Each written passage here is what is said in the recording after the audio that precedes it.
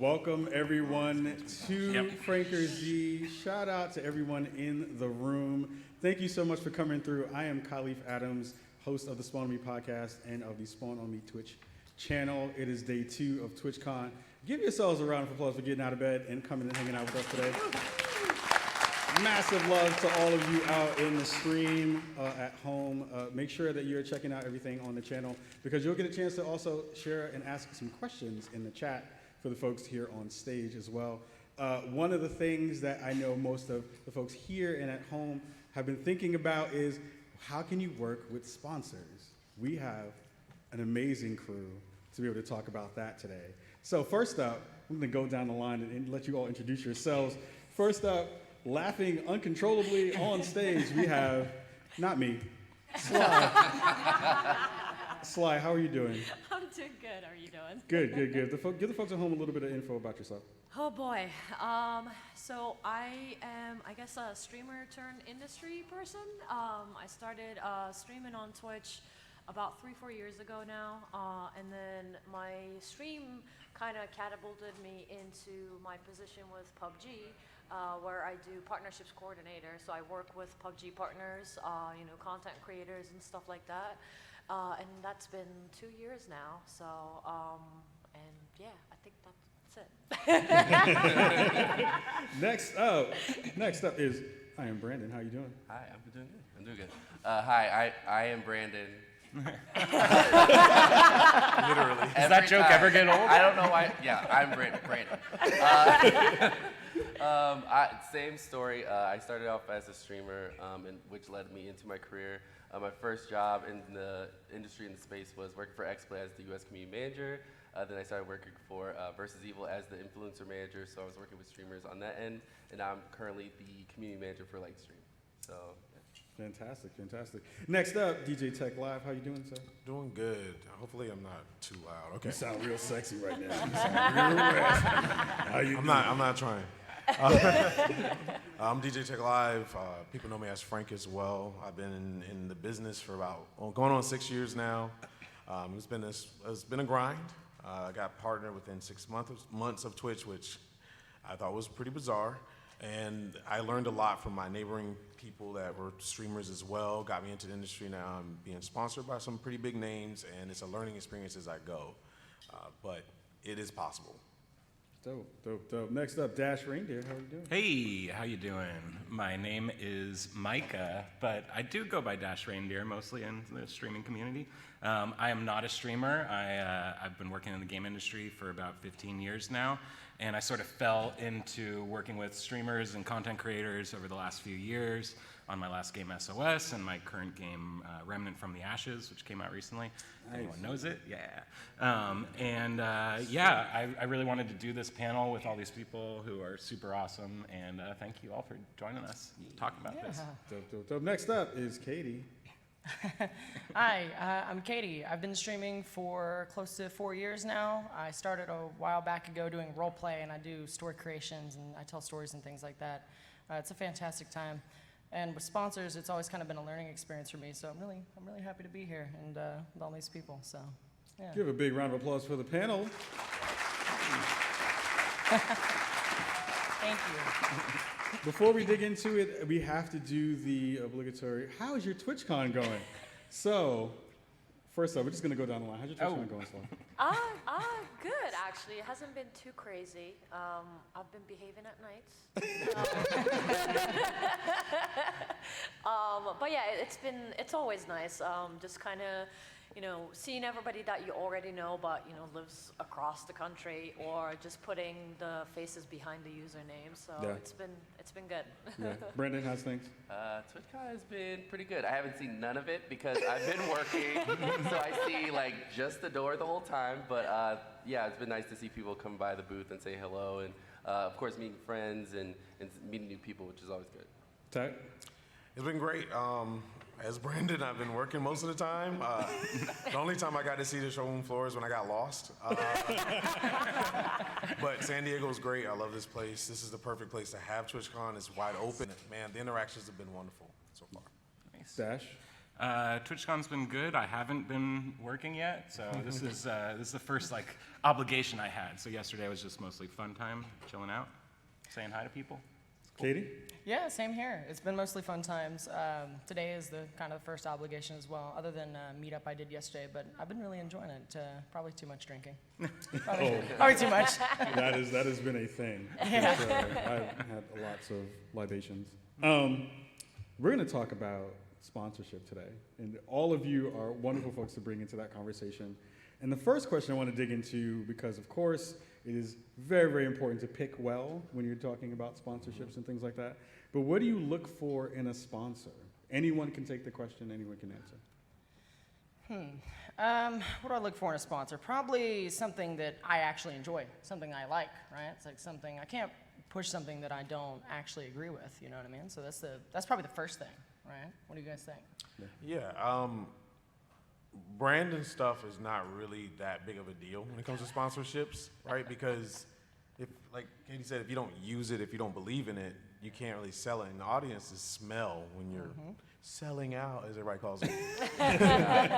But I look for the relationship and who's running it as well. So if the brand is there, yes, great. If it's something I use, great. But who's running it? Can I trust them? Can they trust me? Can I build a relationship past certain perimeters to where it's not only business, but they care about my brand and as I care about theirs? I think for me, like everybody said so far, a brand that I want to work with. I love the product. I also want to work with a brand who understands my brand as well. Because especially if you follow me on Twitter, I'm kind of like, kind of crazy. So I want to make sure like the brand's like, if I'm going to be posting about your product, are you okay with this other content I'm also posting on my social media? So are you going to get mad if I make a GIF that has to do with something funny? You know what I mean?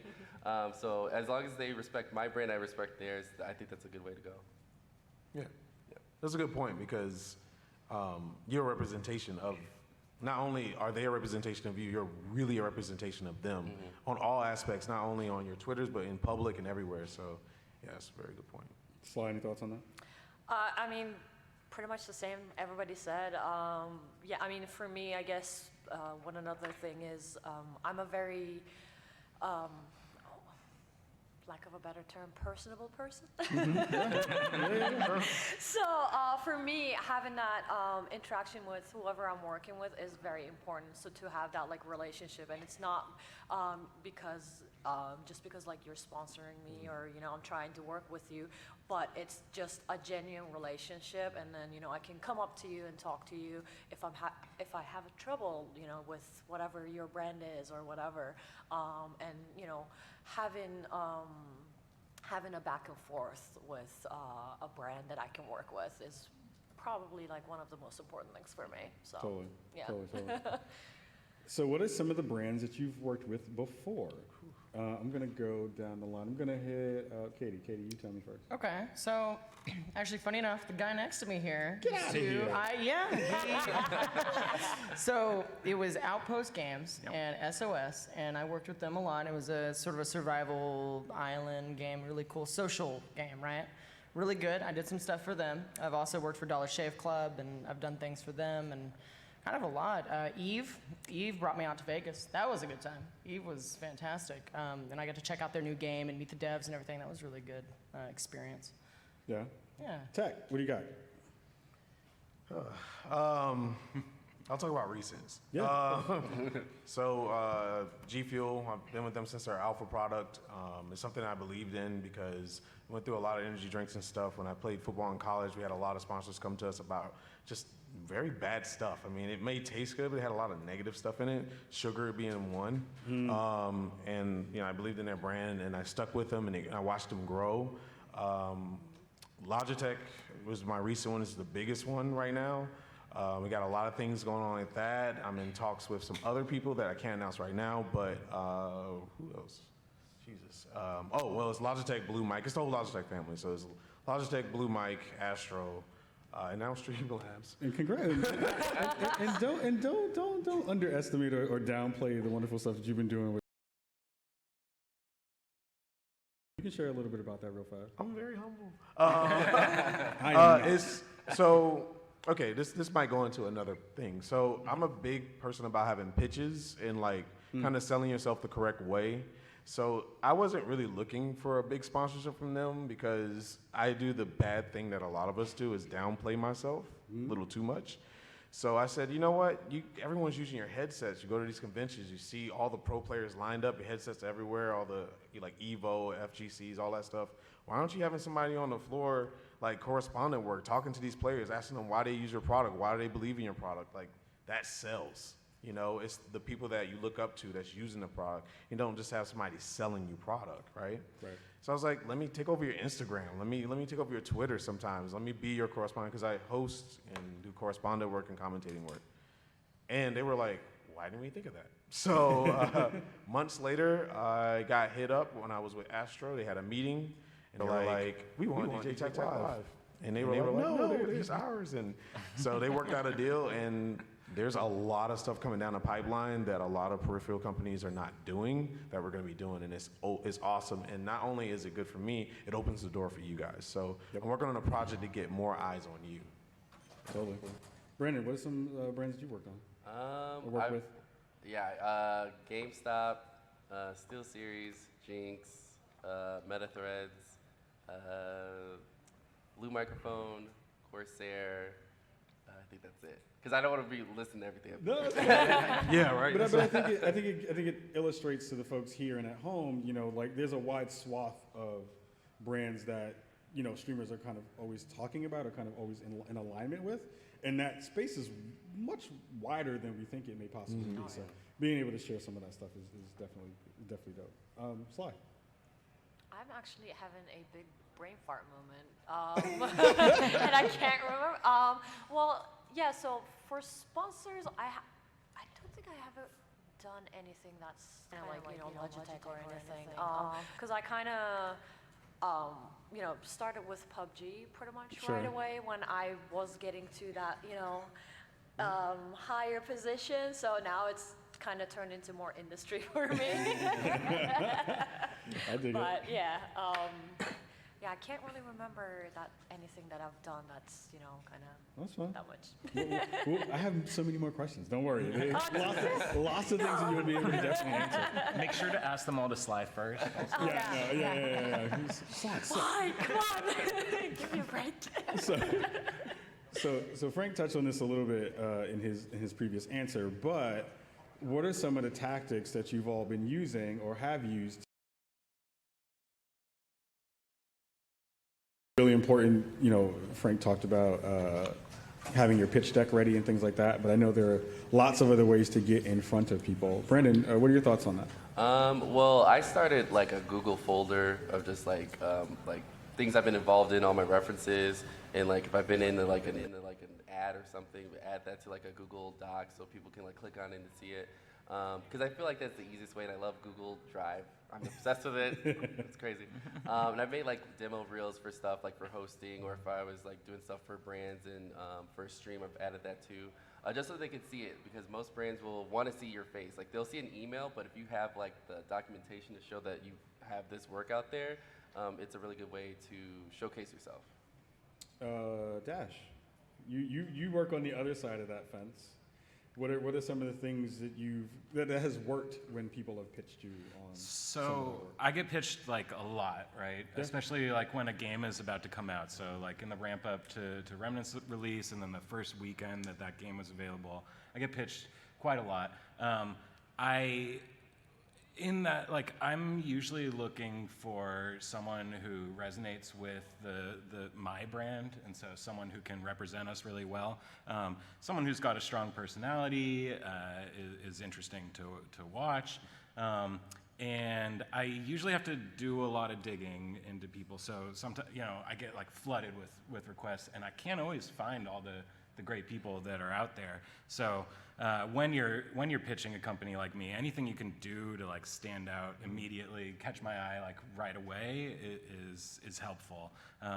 So things like just like being clear and concise and communicative about yourself is really important. Some people, when they're pitching, they write like this giant long letter to you that's like, here's all the things I've done in my whole career.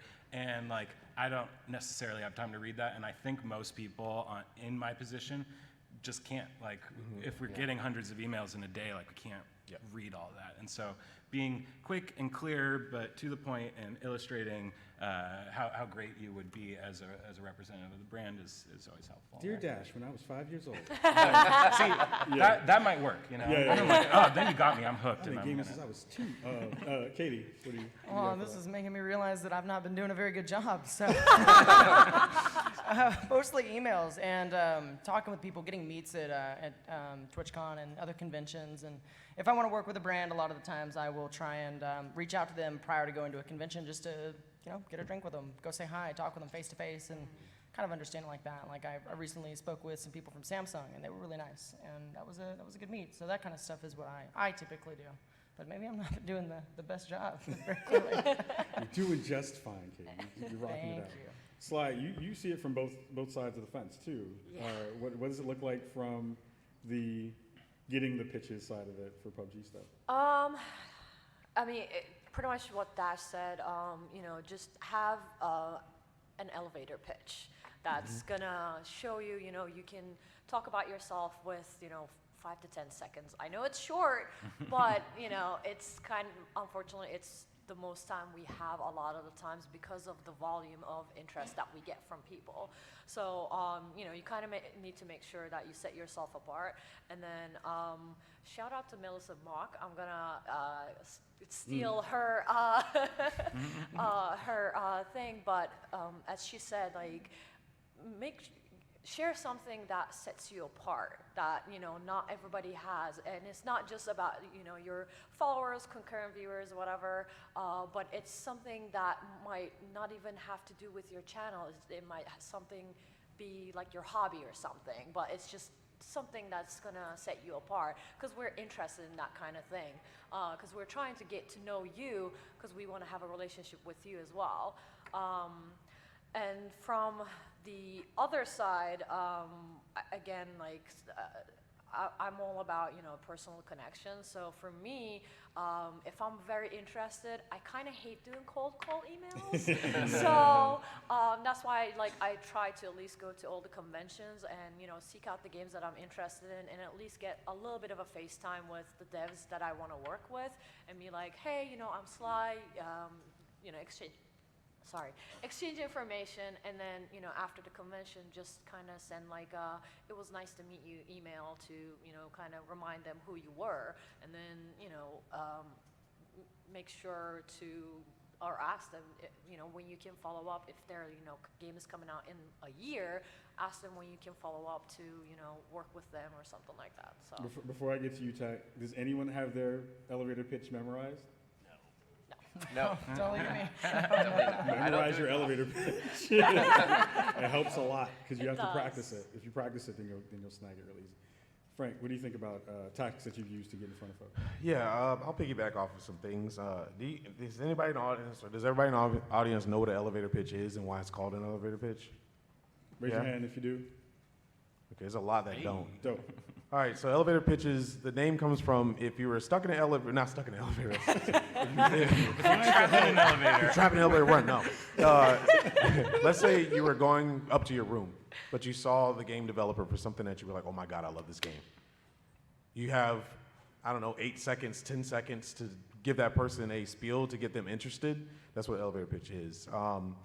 Instead of like jumping on that, but emails, and don't be afraid to ask if you can set up a call. Those sell you the most. The emails are kind of like the introductory, like, hey, I'm DJ Tech Live. I like to host and commentate stuff, and I love your game as well. I think we can work out some things. I like to be visual, so I put visual stuff in there because I look at it like how men, the alpha male, likes to build shelves, right? We don't read none of those darn instructions. We look at pictures, right? And then we might get it right. Well, that's how I treat my emails. I'm like, I'm gonna give them some real good visual stuff because they're more than likely to do this. Okay, put them on a list. We'll talk to him a little bit later. We're a little bit busy right now.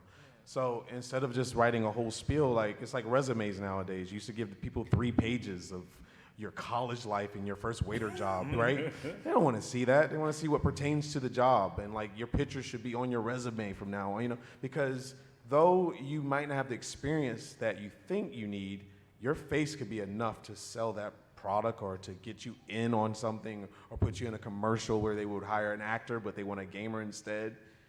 So those are the things that I kind of like really push, is how can I stand out but at the same time give them something to think about. You touched on this a second ago, Brandon, about kind of having your things together so you can give them in a nice package to someone when you're trying to pitch them. I'm curious about analytics, because analytics is a really interesting thing that I don't think a lot of folks really dig into, and it's a super important thing to be able to have that stuff for yourself. How important is it to have analytics together, and what you're all using to gather all that stuff? So I'm going to plug something really quick. Nice. I work for a company called Arsenal.gg, which is great for streamers. If you're a streamer out there, you should use it to get your analytics because it's free. Use it to send it to companies. One thing I was going to mention before is that never feel like you're a small streamer or that your numbers are not enough. When I wasn't partnered, I applied to be on the SteelSeries stream team, and I ended up being the only non-partner person because what I sent them, I had my stats, I told them about myself, I had confidence, but Arsenal is a great way to show brands like right there, this is what I'm doing, these are the kind of games I'm playing, but you have to make sure that you're just on it, especially with the stats. Stats are important. You have to know what you're bringing in, what you're pulling in, because if you're just gonna apply to a brand for something, you don't even know like how many concurrent viewers you have. Sometimes they look at that, so you want to just make sure you know about that. Yeah, I can weigh in just a little bit there. Absolutely, everyone will check your concurrent viewers when they're looking into you. So it's worthwhile to just include that in the first place. Be upfront about the scale at which you operate. Brands are looking for people of different levels to represent them. They're not always looking for the biggest people. They're looking for the right person at the right time. So being upfront with that is better than thinking oh, maybe they won't check and see how many viewers I get. They're definitely going to check. If they're interested, they're going to look into that. Especially because a lot of times the person who's in my position, who's interfacing directly with content creators and setting up the partnerships, is not the one who approves the budgets for those things. And that person is maybe more numbers oriented than I might be. And so then I might have to take the person that I'm interested in working with to someone higher up than me and say, try to pitch them to someone else. So then if I have all that ammo backup, then that helps me get there. Yeah, to talk a little bit about it and how this works. Funny enough, I'm not sponsored by Arsenal, but I will tell you how it helped me. Recently, I got contacted about a game. They watched me when I played. I have a late night section where I do whatever I want. It's like my freedom. So I play League of Legends. And it's not the biggest viewer thing, but I love it. Dirty little secrets I play League of Legends. How many of you do? No, but they hit me up because they watched my channel and they liked my content. But they were like, oh, you have X amount of viewers. This is what we're going to pitch you. Would you like to do this for this amount of money? And I was like, whoa, wait a minute. I went to Arsenal, broke down my month, my 2 week, and my week. So I covered all arguments, showed them my stats. Good thing about it, I snipped it. Yeah. Right? It showed everything. There was no argument. So I asked for a certain amount, which they probably thought was a lot more than they wanted to. But they don't put the secret. They don't tell you this. So when I showed them those stats, I said, this is what I'm worth. I understand. I really appreciate what you have done for me. If it's not right for me to do this for you right now because of what I asked for, maybe later we can talk in the future. But here's my stats for future progress, right?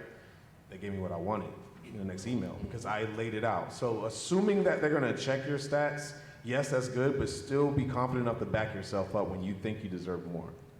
Yeah. Katie, any thoughts on that? I mean, I use Twinge, so it's this website that shows a good sort of on a yearly or on a monthly, quarterly basis of growth up and down, things like that. I think everything was mostly covered here. I think you guys did a really good job doing that. I don't really have anything to add to this conversation other than I use Twinge. So. You have so many things to add to this conversation. Oh, man. You're like an amazing video game player. Well, thank you. Dope streamer. You guys are Roleplay dope is streamers. something really, really hard. I feel like a lot of people, a lot of sponsors, I don't think roleplay is something that's on the forefront of their mind. Yeah. But it's a huge community, and there's a lot of people that do roleplay. Sometimes can be very challenging to get a sponsorship that kind of fits in with that, you know, because of the specific games that it requires or something Yeah. like that. Some untapped stuff going on in the role play community. We all need to be figuring out how to help us out do some more sponsorships in that space. Sly, any thoughts on analytics? I'm sure you have lots of conversations about stats. Well, adding on a third person for Arsenal GG. Yeah, no, I've been using Arsenal, and so with PUBG partners, I keep tabs on my partners. You know, I check it monthly, what they do, what they play. You know, and the biggest advice I can give you guys, especially when you're approaching a brand or if you're applying for their streamer program, do not lie about your stats. Do not. Yep. If Seriously. you Yeah, seriously. I just had this conversation. like, we have so many like Arsenal's one, Solinome, Twinge. I think there was like Twitch metrics or something. There are so many things that we can use to check your stats. So when you come to me and say, oh yeah, I have 100 concurrent viewers, and I check you, and if you have like 15, 30 people, that's not bad that you have 15, 30 people, but it's bad that you lied to me about it. And that that pretty much puts you on a blacklist that I do not want to work with you because you've lied to me in the very beginning, and I can't build a relationship with you. So please do not lie about your stats. There's nothing wrong with being a small streamer. I mean, I still call myself a small streamer because, I have a full-time job and I can't stream as much. So, I'm not really growing because I'm not putting the time to it. But what I make up for it is, twist my pitches in a way where it's like, yeah, I'm a small streamer. I have, 40 to 50 viewers, but like I have a great community, that loves what I do, and they're 100% behind me or something like that. So give it like your own twist on, add on to if you have smaller numbers. There's nothing wrong with that. So don't be like scared about that. But yeah, that was the biggest thing I wanted to say. So Yeah, and that kind of lays back into the conversation about your elevator pitch, yeah, about understanding your exactly. community and being able to vocalize that well to folks when you're trying to do that work. So super important. I know you all talked about this a little bit earlier, but talking about your personal brand and the ethos of your channel and how aligning with sponsors who do that is really important. What's the amount of wiggle room that you feel like you may have or give to a sponsor who may not fully align with what your belief systems are or with the way that your channel is run? Brandon, I'm going to go to you first because you made a really good face when you asked the question. You're like, I don't know. I don't think I've ever worked with a brand that was like maybe like be shaky or in the wiggle room. Yeah. I've always been very upfront, even with like jobs I've had the past like few years. I've always been like, all right, this is my resume. Also, here's my Twitter. So Right. let's get that out of the way. Make sure it's aligned with everything. But I personally have always made sure that the brands understood me as a person before I even started working with them. I've never had an issue where it was like, well, Brandon, you may not want to say that because you might be, our brand's not fit with that. But Yeah. Katie, any examples or Yeah, I mean, so an example for me would be that maybe it's a product like a headset or a razor that I don't necessarily use, but I've tried and I know it's of good quality. Yeah. That's something I would, say was in my wiggle room, right? It's not something I necessarily use, but I know it's good, and I'm willing to, advertise that and push that and meet deliverables on that. So. My hard line would probably be something that as an example, a protein bar that I don't necessarily enjoy, right? Like if I don't like it, then like a food item or a drink item, I can't do it. But if it's something I know is good, but I don't use, I'll kind of, that's my area. So, Yeah. yeah. Sly, any thoughts on this? I mean, I feel like Brandon on this one. I want to work with people that, is understanding of my brand and want to, is okay with what it is. And I'm okay with, the message that they're given. And actually, since Kata brought it up, that's actually a really good idea. Like food items for me, again, like I'm not really interested in like, energy drinks. That's just not me. Sure. I don't like it. So for me to be working with them would be a sellout moment. So,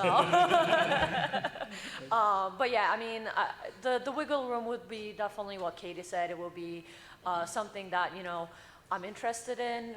Maybe I have, you know, I know it's a good product, but I haven't necessarily like used it myself. And I think that probably would be like the farthest I would be willing to go. Yeah, go ahead, man. Oh, now I just thought of it. Okay, there has been one situation, obviously I'm not going to talk about the company, but that I had to kind of disassociate myself with because they started working with a kind of controversial content creator, and it was very bad for me to be pushing this, knowing that all this stuff was behind.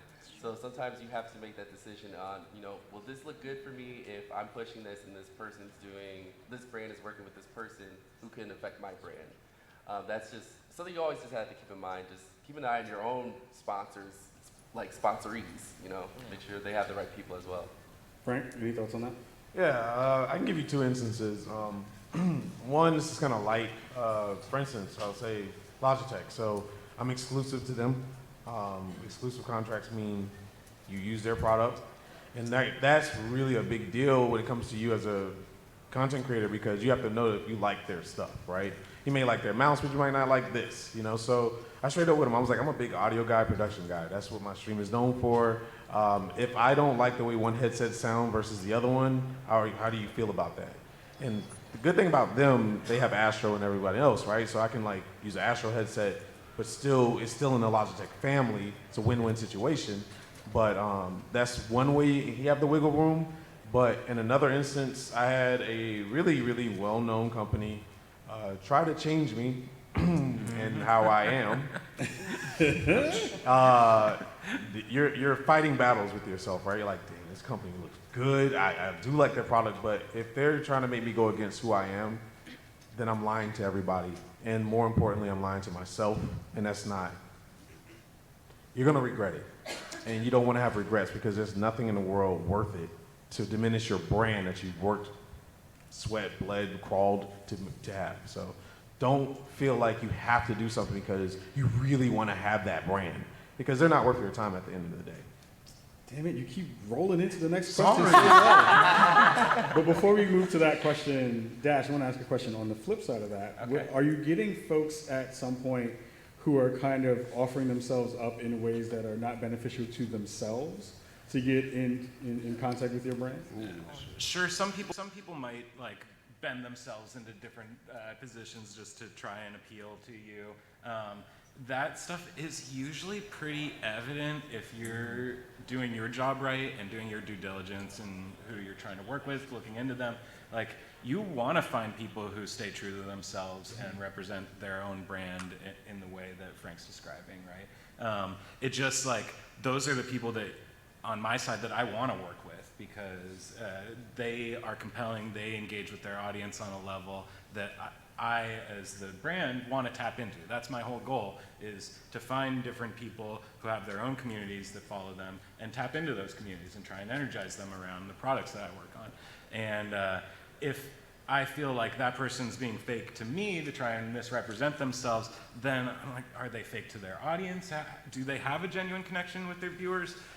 Is that something that I can actually like work with and tap into? Yeah. And so that kind of stuff isn't really going to help you in the end. Like, being true to yourself and keeping your eyes on what you like to do, what you like to create, and what your audience likes to watch, that is going to be more beneficial in the long run. That's really what's going to make you stand out to a brand that's looking to work with you. The word I was looking for earlier was transparency, right? Yeah. You have to ask that question. Is it okay to be transparent about this? You know, there's a difference between saying this game is horrible, don't play it, you know, while you're under a sponsorship. There's another to say, you know what, I thought this game was something that I would enjoy, but I think the right audience is this, but it's not for me, but I can recommend this if you like this. That's transparency, right? So I think that's something that... And devs love that stuff. Yeah. Like, if you're working with a dev, like, they love to get constructive criticism about stuff and good feedback. It's not just like, yo, this is booty butt cheeks, I don't like this game. Hashtag booty butt cheeks. Anyway, Frank jumped into this a little bit early, but what are some examples of sponsor asks that you do and don't like? I have had many conversations about this with folks in the industry. I could probably start off with that. Oh, you got it, go. I literally had a company tell me, do not say anything negative about our game, period. I was like, well, this ain't for me. You know, I was like, if there's something bad, they're talking about like, don't extend your thoughts on bugs, stuff like that that's happening. I mean, that stuff is to help them, right? It's not, okay, your game's not flawless, everybody knows this, but it's okay to be like, yo, I really don't like the reticle in this game or the crosshair in this game is preventing me from actually hitting some shots. I think they should change it to this, but I can see potential in this game. They take that as like, oh gosh, people are not gonna play my game because he was negative about it. So, Right. you know, so yeah, that's, if a company doesn't want you to be truthful, stay away from it. I don't care how much money they're trying to pay you. Katie, thoughts on this? I agree. That's a big thing. Constructive criticism is really important. It's, if a sponsor's trying to shut you down and tell you that you can't say anything, negative or mention any bugs or focus on that aspect. I mean, a lot of the times, I play a lot of early access games, right? So that's a big one, There's a lot of bugs in early access games. A lot of times, they're not necessarily inherently negative bugs, right? They're fun, they're funny, they're good. So it's something to focus on because you enjoy the game, you want to see it improve. Not to hate on it, but yeah, I think that's really important. I can tell you that fun bugs are so hard for a game team to view as fun, right? I bet. Like when you're working on a game team and you're putting all this energy and blood, sweat, and tears into the game, and then as soon as the streamer gets on there, they find some bug and they're messing around with it. Like, I can find that funny, but when I turn to the designer who worked on it, like, they're like, oh no, I messed up. So, I think that having fun with those things is still important, right? Yeah. Because, like, again, it's being true to yourself, being true to your audience. It's my job to then be like, okay, I might need to talk to the designers a little bit to smooth this over a little bit. We experienced this in SOS Exactly, together. yeah. We did. I would find bugs and enjoy them on stream, and then I would have to go and break the news to the team. Yeah, exactly. That was not intended, not that to be a thing.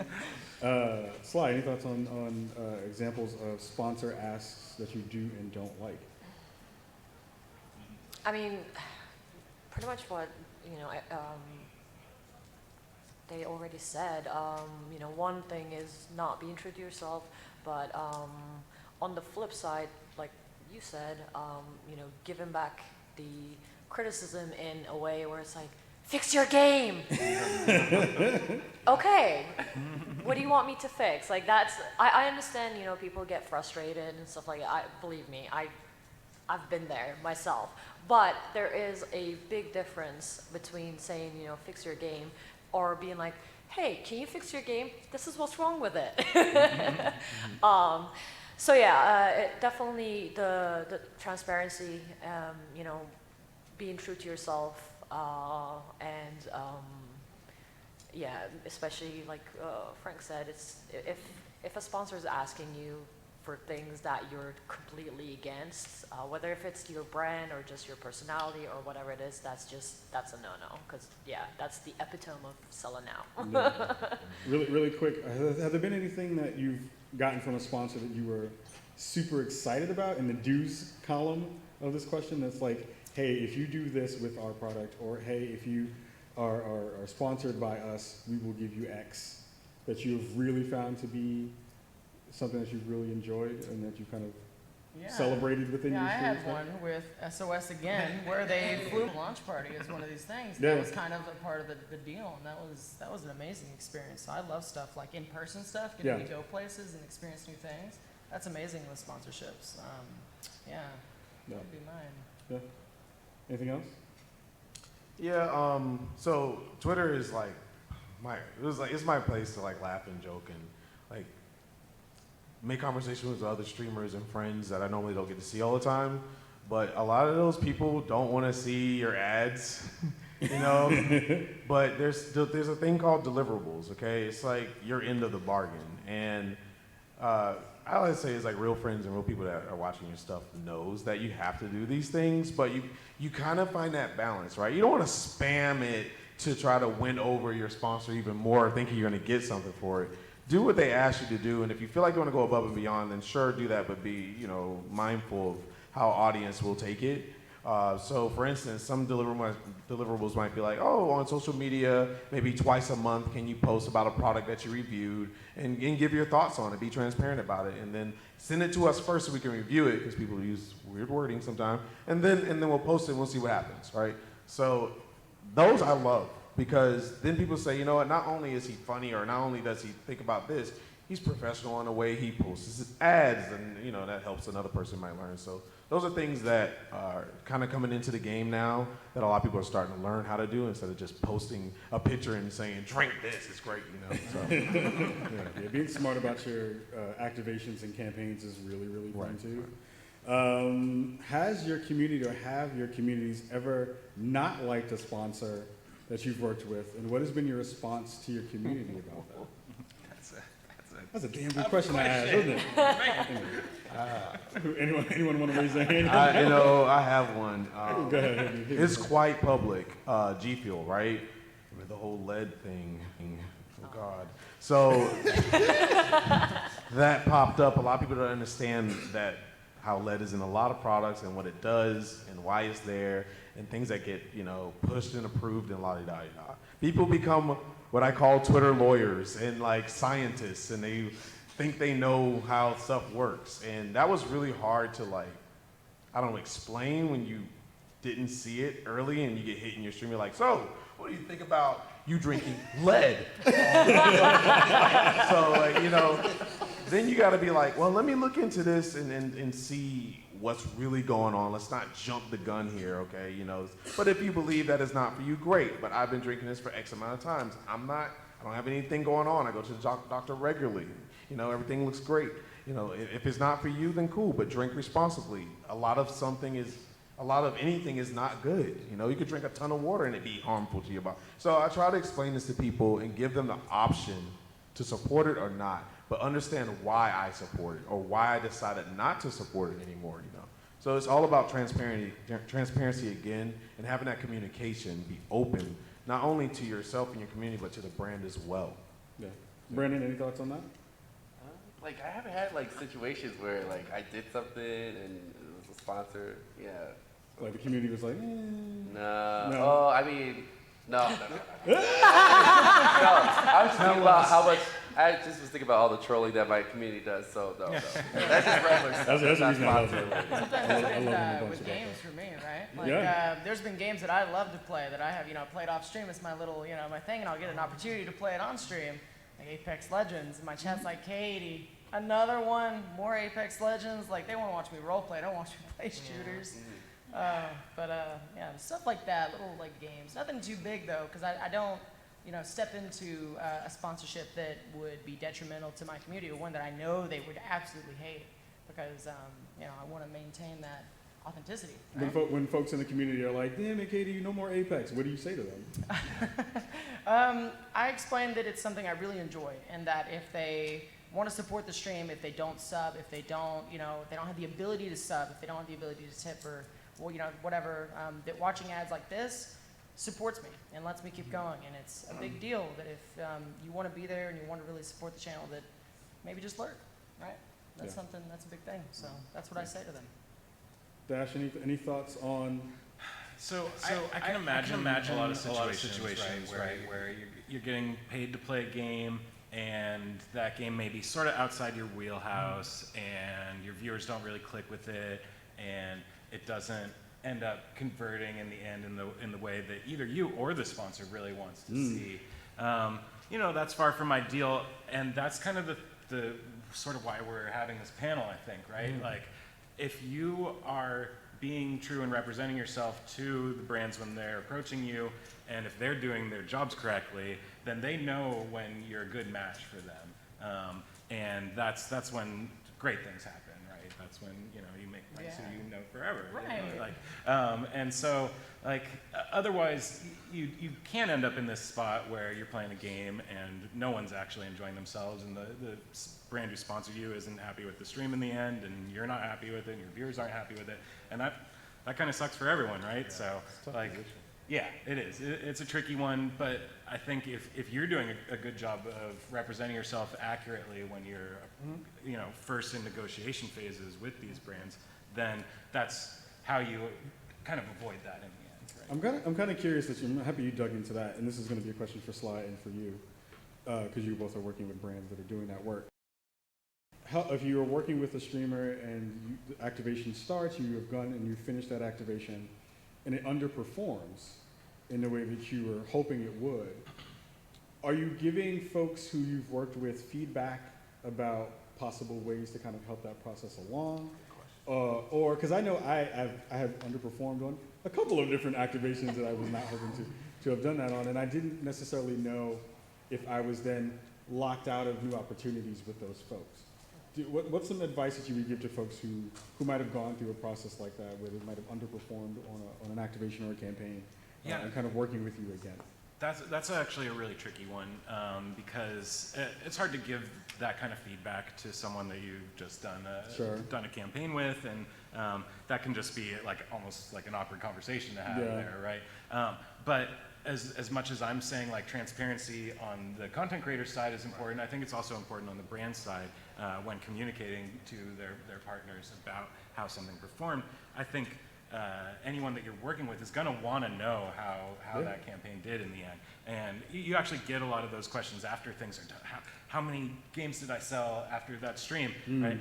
And usually we can't actually share that data with you, so we just, yeah, great, you did great.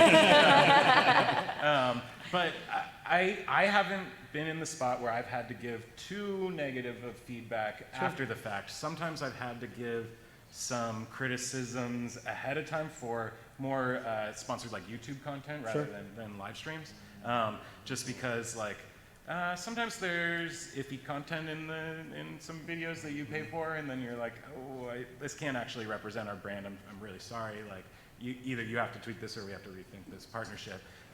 And luckily, everyone I've worked with so far has been open to be mutable on that. Yeah, Sly, any thoughts on that?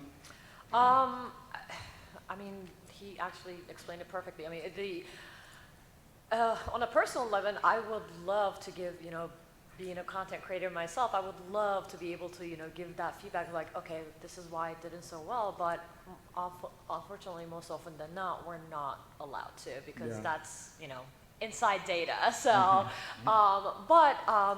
to kind of your question is, no, you don't get locked out of it, because there's always a next chance. I mean, we do evaluate why, it undersold or didn't do as well, and then, try to change the tactic for the next time around. But especially like, if you, because I mean, it does suck, not meeting deliverables and whatever, but it's, at the end of the day, yes, that's what's important to the company, but also what's important to us, to, working with you, is that, how you were when you were playing the game. So, if you under-delivered and if you were just negative or just not, constructive the whole time, then yes, you're not gonna get another chance. I'm sorry, it just doesn't work. But if you didn't maybe have enough, viewers, whatever you wanna call, but you were positive, you were constructive, and then maybe even you followed up after your thing and said, hey, this is what I've done. These were my concurrents. And here's my feedback. That actually, even if you have under-delivered, that does at least put you in a good spot. We're like, okay, well, let's analyze this, see why this didn't work out, and what we can do on the next activation to make it work, basically. That's a fantastic answer. That's a hard question. I mean, it's a hard question, and I think that's the thing that a lot of folks when they. Yeah, I think that's a really good point of reporting about yourself at the end of the stream. Yeah. That goes a long way too, because not everyone who's in my position has the ability to look at all that data the same way that you do when you have your dashboard, right? And so sending that along is very helpful. It shows like continued engagement with the brand. And I think that can help cement like longer lasting relationships. Transparency and open communication. It works in many, many different ways in many aspects of life. Let's see. What is the most fun campaign you've had a chance to work on? Oh, man. I'm going to start with Brandon. So yeah, oh, which one? There's multiple things. No, I can tell you I have fun watching you do, but you go. Now you know which one? Okay. All right. Oh, okay, yeah. I was thinking about that. So something really cool that happened a few years ago was that Friday the 13th game came out. I met a lot of great people. So basically what happened was that every Friday after the game came out, me and my friends would drink and we would role play the different characters. We would post about it on online, and then the company actually started like showing up into our studio, like telling us that they liked it. So what we did for their Switch launch recently, we like played the game again, got the group back together. They gave everybody codes for their streams for Steam, and we gave it out and got to represent the game and the brand in a really good way. It's just kind of cool just being a part of that activation, just because we liked the game. They enjoyed our streams and what kind of content we were creating. But that was a good one. I wasn't even thinking about that. But yeah. Nice. Katie, thoughts about one of your most fun campaigns? One of the most fun campaigns would probably be, like, again, we go back to SOS here. Yeah. I really enjoyed that campaign. It all comes I back to SOS. I know, it always does, right? But yeah, it was a really fun campaign. It was pretty standard stuff. So, streams, like 1 hour streams, stuff like that, deliverables were pretty easy to hit. But it was the game and the people that I really enjoyed. Being able to meet the developers and know who's working on like the combat side of things and who does the community management here, right? And even the CEO, like I got to talk with the CEO quite a bit, who was kind of running the ship and doing all that, and then eventually flying out to their launch party and meeting everybody again, and all the community, and that was just fantastic. I love doing that. I love that engagement. Yeah.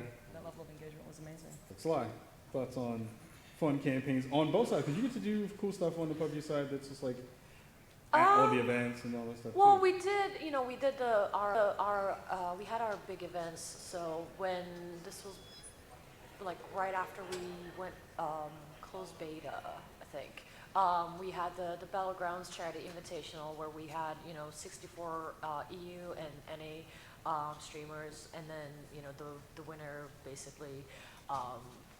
We donated to Gamers Outreach, and then we matched every dollar that was raised, basically.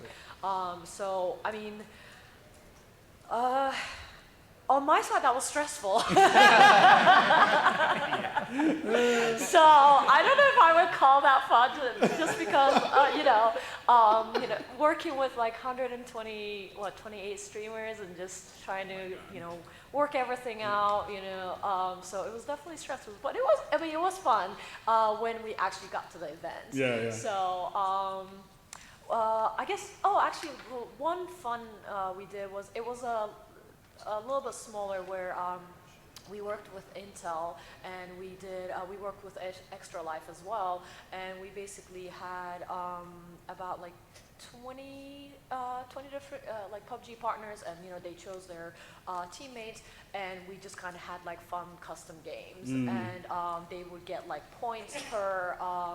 It was a watch and win charity challenge. So basically, when they got kills or whatever, also their chat would win something, or they'll get an entry, and then at the end of the event, the people with most entries would get like something, and then we donated the money raised to Extra Life.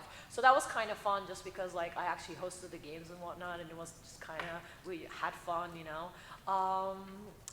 Other than that, on personal side, I mean, I guess for me, like Friday the 13th was actually really fun. It was, it was just having like all the streamers and in the servers, and like everybody role playing. It was a lot of fun. Yeah. I'm trying to think if there was anything else, but let me see. I think there weren't really events, but I've always had fun with like Dead by Daylight. Oh yeah. Super fun. I mean, it was before even we had like Survivor friends and whatnot, but just kind of going back and forth with other streamers, like being killers and survivors and stuff like that. So that's always been fun. I think that's it. Yeah. Frank. There's too many to really name, but the recent one is World War Z. That was kind of like yeah. that was kind of like a reverse effect for me. went in. I was like, man, I remember that movie. It was crazy. I was like, this may be an okay game, but let's try it. Group of my friends, and man, he's in the audience. He was screaming like so loud because we didn't expect what was going to happen. This big thing grabbed him, slammed him. He was like, ah! Like with that voice. So I was mechanically laughing while watching him die. Because I couldn't stop laughing at his voice, and it was like scary at the same time. And there's a bunch of moments where we saw the zombies running a whole horde. It was crazy. That ended up being in their launch trailer, and I ended up getting like a sponsored deal with them and stuff for a little bit. And it was in their launch trailer, it was in a commercial, and of course, you know, they asked first before they did anything. That's really important, by the way. And it was just me having fun, taking a chance on a game that I normally wouldn't stream, so to speak. And it was a hit. The audience loved it and everything. So I can't front. Y'all sold me on that game. give him a quick shout. Give the crew a quick shout. thanks. Give a quick shout. The people who play with you. Give them a quick shout. Oh yeah, there's the right guy and Pro Quesadilla. Those are 2 guys. Y'all killed it. We have about 5 minutes left. We have time for questions from the audience and from chat. If you're watching at home, throw your questions in the chat. There are 2 microphones in the room, so get up and walk to the microphones if you can and get your questions ready. Last question before we wrap it up is, of course, what advice would you give to other streamers about working with paid content? We're going to go down the line. So that means Sly, I'm going to start with you. Sly, what do you got? I gotta think about this one for a bit. If you want to pass, you can pass. Yeah, pass for now. Pass. I gotta come out with something. No worries. It means I'm coming back to you, though. That's fine. Okay. Brandon. I would say know your worth. Like we were talking about earlier with the stats and stuff, know like if a company is trying to underpay you, know what your worth is. I was gonna piggyback what he said. If you're a small streamer, okay. First of all, I don't like that name. We're all streamers at the end of the day, right? Learn how to counter-argue that stupid red number. That number's stupid because that does not calculate your worth at all. And they're starting to get more smart about it, okay? So say, hey, I might only have 30 people on my channel, but that's 30 people that are loyal to me, show up every day, I have a personal connection with them, the engagement level is high, check my engagement level. They trust what I back and what I play. This is how I can benefit you, and then maybe in the future we can look at strategies to grow. Super fast answers because we have like 3 minutes left. So something we didn't touch on just yet, and I meant to mention, if you are doing a paid and you get a tracking link from them, as they call it, right? That's the link that they want people to click when they go to purchase the game through your stream. Like, plug that link in particular, right? Because that's the one that the brand is looking at after the fact to say, oh, we sold X many copies during this stream. Got it. And so, yeah. Katie, go. Knowing your worth, I agree. It's the most important thing. There are way too many people that undersell themselves or don't effectively sell themselves or put the data out there. It's really important to know your worth and to take deals that are, that kind of meet that, right? I think it's really important, so, yeah. 2-second questions and 2-second answers, go. Okay, actually, to touch on that, Brandon and Katie just said know your worth. I don't. What advice would you give to a streamer? Like, if I'm streaming to 20 people. Go. First thing is check your statistics. Check everything and understand what you're pulling, how many people, what's your engagement level, how many people are chatting during your stream, what's your average, but not even just your average, how many people are coming in your stream, unique viewers, unique chatters, things like that are really, really important, and that'll help you understand. Go. Cool. So as a brand who buys sponsorships, I'm really curious to know how you guys feel about working with brands that like aren't gaming inherent. So like not like Logitech or Corsair, but like a car brand or like something or product or anything like that. And how do you incorporate them into your channels? Quick answer, go. Anybody take it? I love to.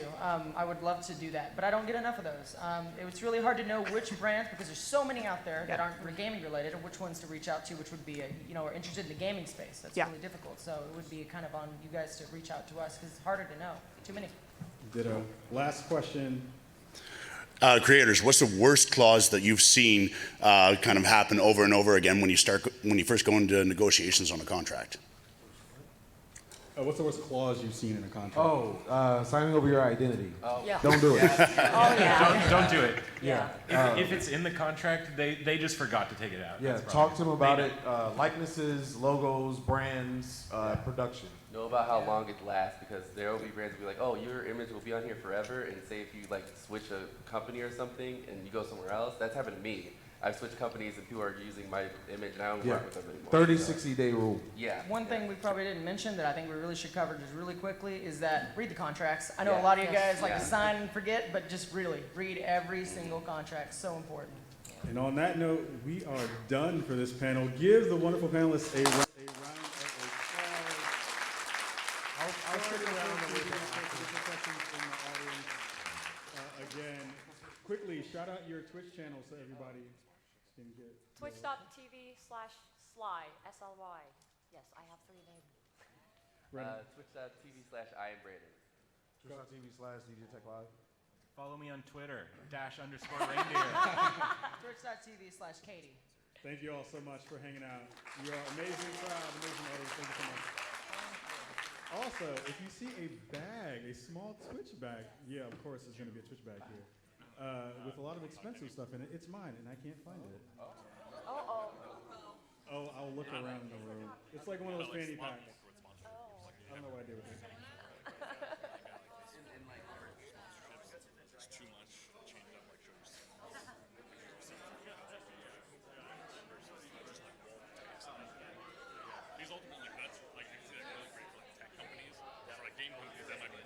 When you're chasing greatness, just remember, it's not about what you say, it's about what you do.